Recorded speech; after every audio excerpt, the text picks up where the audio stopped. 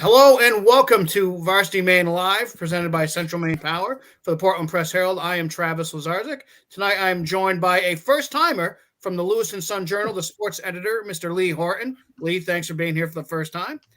And longtime watchers of the show remember Michael Hoffer from The Forecaster. Guys, thanks for being here. Our guest is also a first-timer. He is a first-year head coach at Lewiston High School. As a player at Lewiston High School in 1987, he had 3 sacks in the fourth quarter of the 1987 Class A state championship football game when the Blue Devils beat Mount Blue. Now in his first year coaching the Blue Devils, he's coming off, and this isn't hyperbole, the biggest win in Lewiston football in quite a few years, beating Scarborough last week. Jason Varsity, thanks for joining us tonight. Thanks for having me. Very excited to be here.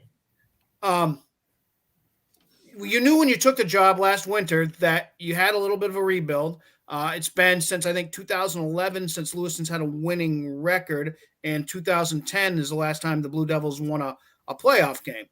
What does a win that, like the one you guys had this week, and go over a perennial power like Scarborough, kind of do to help that process and, give the program the confidence that it kind of needs? So for us, it just helps solidify a belief that we've been talking about from the beginning. When I got this group back in the winter, our weight room session started, our winter sessions, our spring sessions, right into our summer sessions.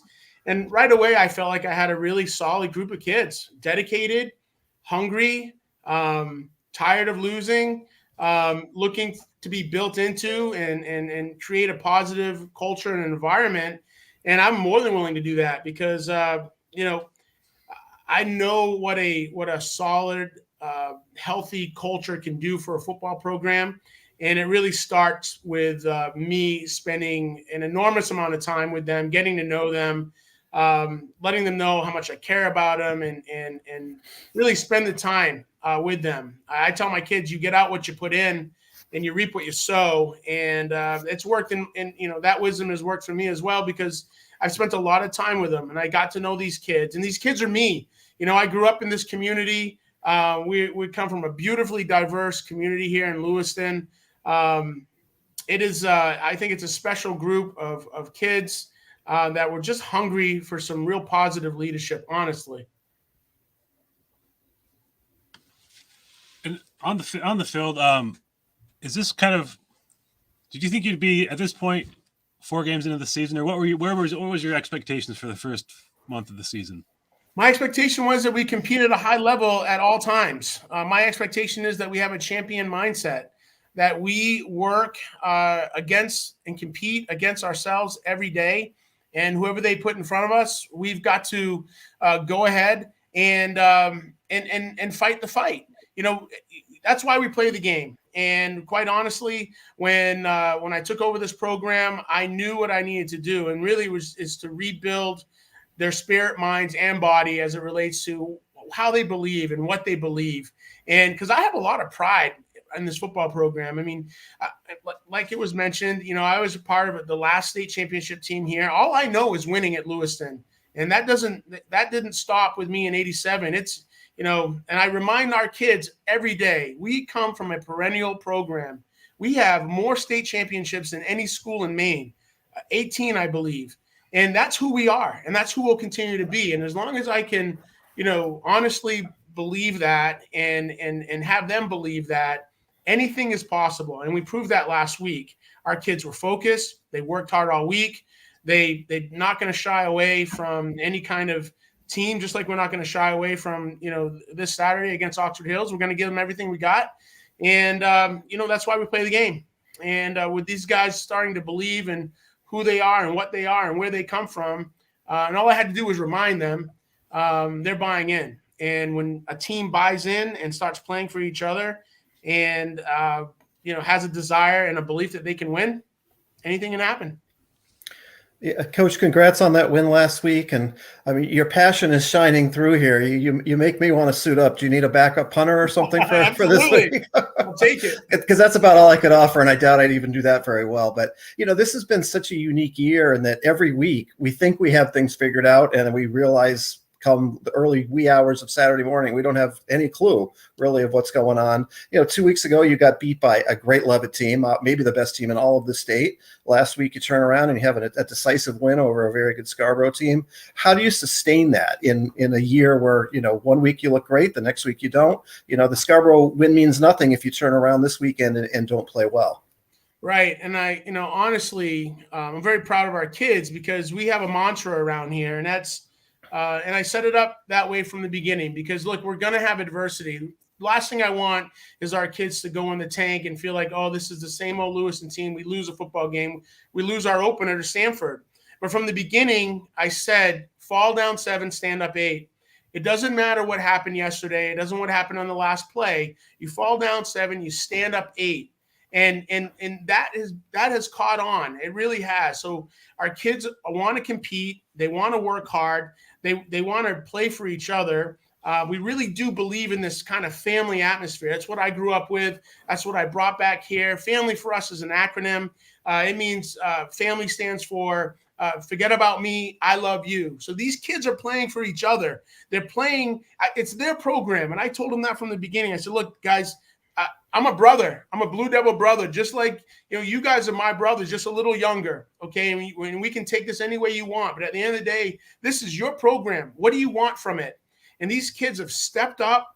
They have taken control of this program. They have taken practice very serious. They work very hard, and they are determined. And I would not, I just wouldn't count them out because I've been inspired by them as well. Their hard work, their determination, and their ability to have some adversity and get back up again. And that has really resonated with this group of kids. And I couldn't be more proud. The bottom line is we could have a bad game. We could have a great game too. But the bottom line is, if just like in football and in life, when you have some adversity, you fall down, you got to get back up again. And that's what I'm teaching our kids to do. And long after they hang up their cleats, they'll remember that. And that's my hope. Coach, you've mentioned guys like Skip Capone and other coaches you had were father figures to you. Yeah. What are some of the things you learned from the coaches like that you're trying to instill in your team now? It sounds like you were just kind of talking a lot about it. Yeah. So, the days of a transactional coach, what you do for me and I like you, that type of thing just doesn't work. It has never worked. Guys like Ted Moshe, Skip Capone, Dave Bachler, these men built into you and they believed in you. And when you come from where I come from, downtown Lewiston, you don't have a lot of self-esteem. You don't have much. You might not have clothes. You might not have food. You might not have. And these guys out of their own means would feed me, would buy me cleats, would love me and give me some self-esteem. And so that's a transformational coach. That's not a transactional coach. I choose to be a transformational coach where I want to get to know every player, from the top player to the freshman player who's never played before. It's about impacting their lives in a positive way so that they can make a difference someday in somebody else's life. It's about paying it forward. And so this is why I coach today. I coached because, I was coached. And not just coached, but loved and cared for and believed in. And I've done some great things in my life. I've earned a tremendous amount of money. I've traveled the country. I've traveled the world. And then finally was able to come back home after 20 years. And knowing what I know out there, having a belief in yourself and the ability to understand the power of the why not me attitude, you can do just about anything. So I want to impart some wisdom on my kids now, not wait till they're 30 to understand that when you fall down 7, you stand up 8. When you reap what you sow, you get out what you put in. These are little things that they'll remember for the rest of their lives, and some things that were instilled in me when I was younger. Those things were discipline, pride, enthusiasm. If you have those things in life, you can do anything. If you have pride and discipline and enthusiasm, you'll do well in your job. You'll do well in your marriage. You'll do well raising your kids. I mean, these are little simple things that were taught to me that I feel are very important and stand the test of time, and they need to be shared on for the next generation of young men. Yeah, kind of go along with that. You talked about rebuilding their spirits, and in Class A, the difficult thing has been since they switched to the 18 Class A is 3 or 4 teams have been competing for the championships, and that's left like Edward Little and Lewiston kind of forced to rebuild while also getting destroyed, week in and week out, kind of. So like, how you rebuilt their spirit and kind of what have you noticed in their growth in that area? So it has to be 3 things. You got to build their spirit, mind, and body. And, you win in the gym and you win in the off season, honestly. And I told my kids that early. So the weight room is absolutely essential to our future success and our success now. It's a big part of what we do now. So there's the body piece. The spirit piece is, having a certain a sacrificial spirit and believing in it's going to take a little time. You're going to have to put in the work. You get out what you put in. So, the tenements of sacrifice have been around since the beginning of antiquity, right? So it's like, okay, that if you give up something of lesser value, you can gain something of greater value. So sacrifice is important. So now they understand they have to sacrifice. That means they got to get up at 6 a.m. If they want to be a champion, they're going to have to get up at 6 a.m. and work out, and they're going to have to do their schoolwork. And they're, honestly, they're just going to have to put in the work in order to get what they really want. And if they want a state championship, then they're going to have to put in the work. So the expectation is there that I want them to aspire to do great things. I say greatness is out there. You just have to step into it, which means you've got to put in the work. So spiritually, bodily wise, you take care of the body piece by making sure that I'm invested in them, working out at 6 a.m. with them 3 days a week and all through the summer. And it is a huge investment in my time and my energy during the off season, but I know it's necessary in order for us to be successful. I think that's been a huge missing piece in this football program, not having a strength program for the last few years. And we are regimented. We work hard. And I tell them everything that you put in now is going to show up next in the fall, and it has, and so they have to be patient with me and understand that I'm playing chess. I'm telling them, look, if you do this, this will happen, and now they're starting to believe it, and now they're getting this kind of great result. So it's important that also they know that I care about them and that I love them. And that I'm there for them. I'm there for a 10 p.m. phone call. Someone's sick or not going to make practice, or one of my kids' father, is in jail and he needed money to call his dad. Or it's just being there for them. It's letting them know that you care about them, and then all of a sudden it's reciprocal, right? They start knowing that you care about them, and then they want to play for you. And if they know that you love them, it's magical. And all my kids know that I care deeply about them because of what football has done for me in my life and how I know it can truly impact their lives. So yeah, I spirit, mind, and body. Train them the best way you possibly can in all aspects. That's how you rebuild a program. You create a culture of a we, not me, a family environment where we're looking to sacrifice, because that's life, right? When you're a husband or you're a parent, it's sacrificial. That's family. Forget about me. I love you. That's our motto. We are one, unity, oneness, because that's what this community needs, quite honestly. And so we preach those tenements day in and day out. And I believe that it's really creating, something special.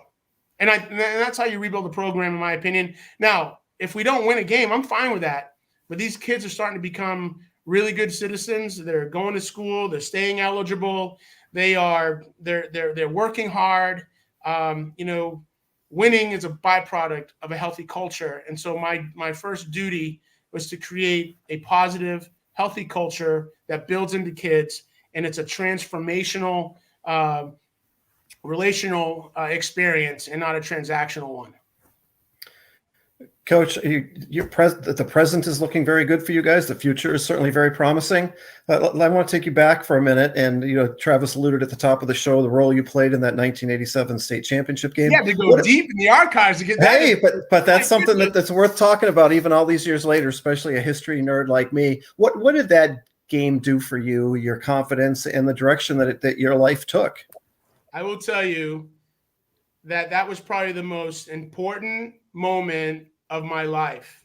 Football up to that point was very special, being a starter early on as a sophomore, and then my junior year going to a state championship, but also having the game of my life, where it's a very cold, bitterly cold game. It's like -5 degrees. It's freezing.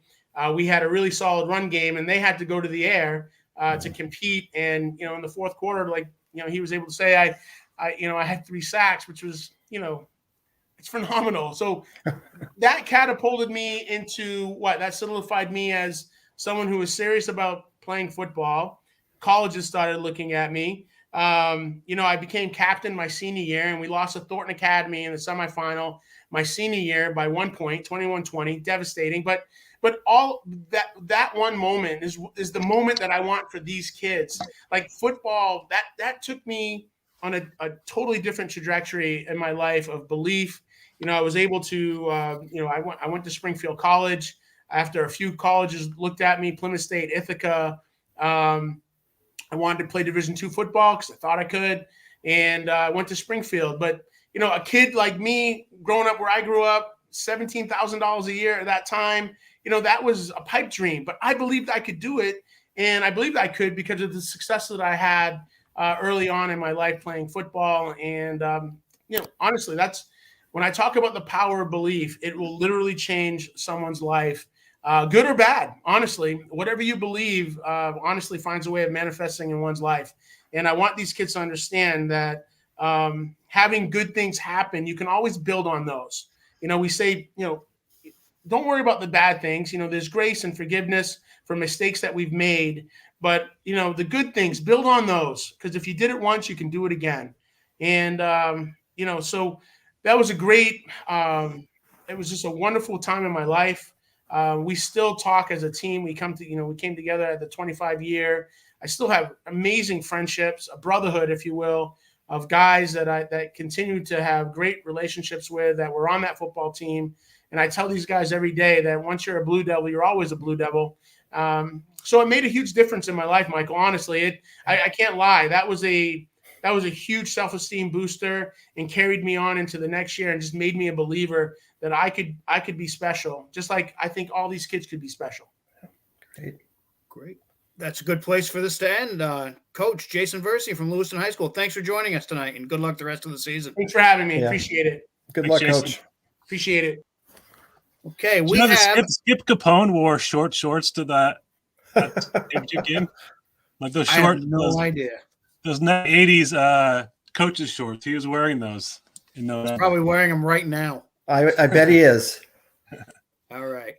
We have athletes of the week, and we will start with one of Coach Varsity's players, Eli Bigelow from Lewiston football. He scored 4 touchdowns and finished with 334 yards of total offense, including 208 yards rushing on 13 carries in that victory over Scarborough. Maddie Niles from Lawrence Field Hockey. She scored 4 goals in the Bulldogs' 7-1 win over Winslow on Tuesday, and she had 3 goals and 2 assists in a 6-0 win over MCI Saturday. Michael McGonigal from Yarmouth football. He had a season in a night. He rushed for 433 yards and 5 touchdowns on 47 carries to help the Clippers improve to 4-0 with a 50-46 win over MDI. Olivia Maston from Spruce Mountain Field Hockey. She contributed a goal and an assist in each of the Phoenix 3 games against some of the other top teams in Class C. Mohammed Gabal from Lewiston Boys Soccer. He tallied 3 goals and 2 assists in wins over Oxford and Hamden. Lee, this Lewiston team had an early loss to Camden Hills, but they're back to rolling again, aren't they? Yeah, and they have a pretty balanced offense. Several players who can score. Seems like every week there's a different player who could be the player of the week nominee. Mohammed Gabal is a strong player with a good shot, and they've been great. And then Edward Little on the other side, undefeated. They're only blemish tied to Lewiston. So those 2 teams haven't settled anything, and they went to the season finale on October 18th. It's going to be a good one. Thank you. Elizabeth Talbot, Wyndham Girls Soccer. She scored the game-winning goal with less than a second remaining in overtime to lift the Eagles to a 3-2 win over Sanford. Haley Tuplin from Lisbon Field Hockey. She scored both goals, including the game winner in double OT against Spruce Mountain, and she contributed a goal and an assist in a win over Booth Bay. Caden Schließ-Human, Coney football. Caden, if I pronounced that incorrectly, I apologize. He ran for 147 yards and scored 3 touchdowns in an impressive 34-10 win against defending B North champion Wyndham. Brooke Farquhar from Gorham Field Hockey, she scored 3 goals and had 3 assists in the Rams' 9-0 win over Portland Deering. Nick Laughlin from Cape Elizabeth football, he scored 5 touchdowns in the 41-13 win at South Portland. Laughlin had only 10 offensive touchdowns, but gained over 300 all-purpose yards, scoring on an 84-yard kick return, a 10-yard catch, and runs of 4, 87, and 90 yards. And he intercepted a pass just to round things out. Michael, Steve Craig and I were in the office the other day kicking around names for the Fitzpatrick Trophy, and Nick's was the first one we came up with.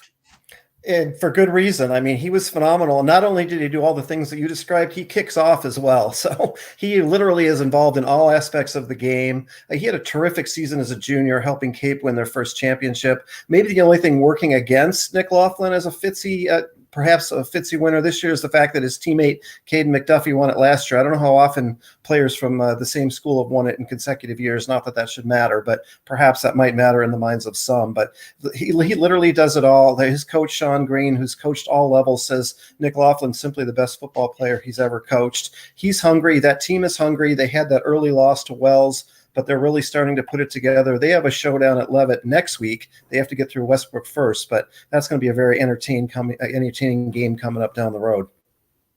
Okay, thank you. Samantha Moore, Portland cross country in a 4-school SMAA meet at Smiling Hill Farm in Westbrook. Moore won individual honors with a time of 18 minutes, 59 seconds over a 5K course. Her closest pursuer in the field finished 49 of 49, I should say, finished a minute 50 behind her. Addie Watson, Marana girls soccer. Watson scored 3 goals in a 5-0 win over Erskine. Colin Scully from Massabesic football, the senior quarterback, rushed for 142 yards and 3 touchdowns. He also threw a 39-yard touchdown pass in Friday's convincing 34-6 Class B South win at Marshwood. Massabesic is now 3-1 and hosts Class A Scarborough this week. And finally, Angel Huntsman, NYA girls soccer. Huntsman of the defending Class D state champion NYA had a goal and an assist in the Panthers' 4-1 win over Yarmouth. It was NYA's first ever win over their Class B crosstown rival. Those are this week's Athletes of the Week. Congratulations to all. The Varsity Maine polls this week, you can check these out at varsitymaine.com. We'll go through the top 5 in each sport, but there are 10 in each poll. We'll start with boys soccer, guys. Number 1, again, Scarborough with 4 first-place votes and 61 points. Number 2 is South Portland. They picked up a first-place vote with 53 points. Number 3, Edward Little with 50 points. Number 4, Deering with a first-place vote and 49 points. Number 5, Yarmouth with a first-place vote and 45 points. This is a bunched-up top 10 poll this week. And Lee, Edward Little making his appearance in here for the first time in a long time. What can you tell us about the Red Eddies? They're very similar to Lewiston. They have a lot of good players who can score and do other. I mean, obviously defense too, but a balanced team, and it's a lot like the Lewiston team so far. And like I said, they're both on a collision course for the end of the season, towards the end of the season. Yeah, that game should settle a lot in Class A North for sure. Yeah. Girls soccer, number 1, still Scarborough with 5 first-place votes and 67 points. Number 2, Gorham picking up a couple first-place votes, 62 points. I saw the Rams yesterday for a story I'll have for next week about their resurgence this year. It was supposed to kind of be a rebuilding year with 5 sophomores starting, but the Rams are right back there at the top of Class A South. Number 3 is Cape Elizabeth with 56 points. Marshwood's number 4 at 46. And rounding out the top 5, Mount Blue with 40. Michael, we'll kind of learn a little more about Class A South this weekend when Scarborough and Marshwood play on Saturday morning. Yeah, that's a great game. And, kind of like the Marshwood boys a year ago, who in a sense came out of nowhere and won a surprise title. The girls are following a similar script right now. They're undefeated. Scarborough's undefeated. They just beat TA tonight. They get a measure of revenge anyway for last year's playoff loss. But Scarborough already has that big win down at Wyndham. Unfortunately, Scarborough and Gorham do not play in the regular season. So if that matchup comes, it's probably going to come deep in the playoffs. And even look down the heels a little bit. Teams like Cheverus, Falmouth. Falmouth was, I think, ranked 12th coming into today's game where they won at Cheverus. There's a lot of dangerous teams, so I think you'll see some upsets, but those teams, those top 3-4 teams are going to be really tough to dislodge. Yeah, and Gorham does not play Marshwood either. Yeah. So You know they're keeping their eye on that game Saturday. Absolutely. All right. Field hockey, number 1, Chevers, no doubt. 6 first-place votes, all of them with 60 points. Number 2, Skowhegan with 54 points. Number 3, Biddeford with 47. 4, York at 36 points. And number 5, Scarborough at 34. Michael, go back to you. Yeah. Chevers pretty much erased any doubt, if there was any doubt, there shouldn't have been, this week with wins over Scarborough and Biddeford, that they are the best team in the state. Absolutely. And not only are they the best team in the state, and I know Skowhegan's going to have something to say about it, and we shouldn't disrespect that incredibly proud program, and they would love nothing more than another shot at Chevers. But at least for now, Chevers, the defending champs, all eyes are on them. You know, they outscored the opposition 99-9 last year en route to an 18-0 first ever championship season. This year in just 9 games, it's 79-2. And they might not only be the best team this year, you know, if they go on and finish the job this season, I think you could stake the claim that they're maybe the best team ever. They've got some work to do, certainly, but with the Johnson sisters, the way they play, the goals they score, every goal last night in that win at Biddeford was a highlight reel goal. It was just something to marvel at. And, you know, they welcome these games where they're supposed to get pushed. And, you know, if this was a test, you'd say they passed it with flying colors, and they got grades that I could never imagine when I was in college. Definitely. And finally, with football, number 1 again, Oxford Hills with 7 of the 8 first place votes and 79 points. Number 2, Levitt picking up that other first place vote and 70 points. Number 3, Skowhegan at 67 points. Number 4, Thornton Academy at 54 points. And number 5, Bonnie Eagle at 39. Lee, this Levitt team has played a brutal schedule. Got another tough game with a team from a higher class in Class B, Lawrence, this weekend. But they just seem to keep answering the question every week. How good are they? So every week I'm like, every week I say, this is the test for them, and then they win by 40 points. And so I don't even know what to expect out of this Lawrence game, because Lawrence seems like they're a pretty tough team, but so did Wells and York and Lewiston and Portland. Yeah. They just don't, and none of these games have been close. That's the thing. Yeah, right. They've just been blowouts from the beginning.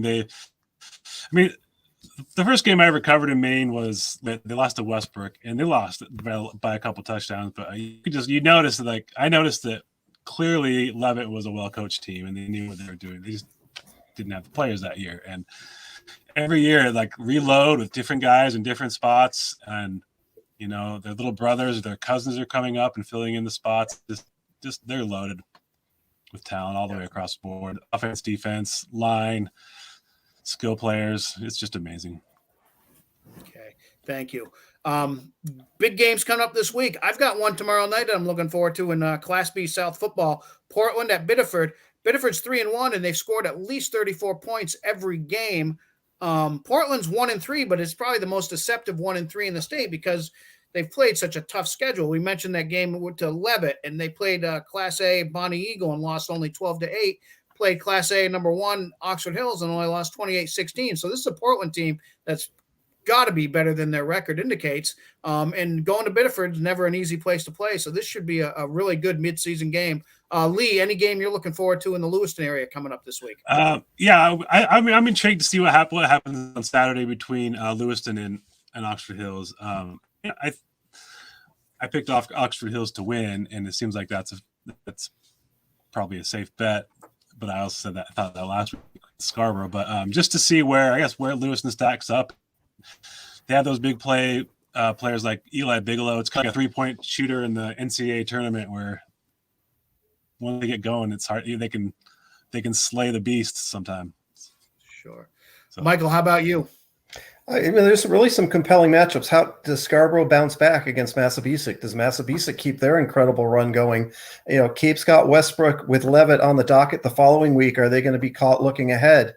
Falmouth Wyndham is a very compelling game in Class B North. I mean, we don't really talk about that region too much, but yes, Skowhegan is undefeated, but you've got several other teams nipping at their heels, including a Coney team that beat Wyndham already. So, you know, Class B is just wild and wide open. It's going to be fascinating to see how that all comes together. You know, we're halfway through the regular season. What's going to happen over the next month? Because this last month's been so unpredictable. Definitely. All right. We'd like to remind you to check out varsitymaine.com for all your high school sports needs in Maine. Also check out the pressherald.com, sunjournal.com, forecaster and .com, and centralmaine.com. For Lee, for Michael, for Coach Versity, I'm Travis. Thanks for watching us on Varsity Maine Live.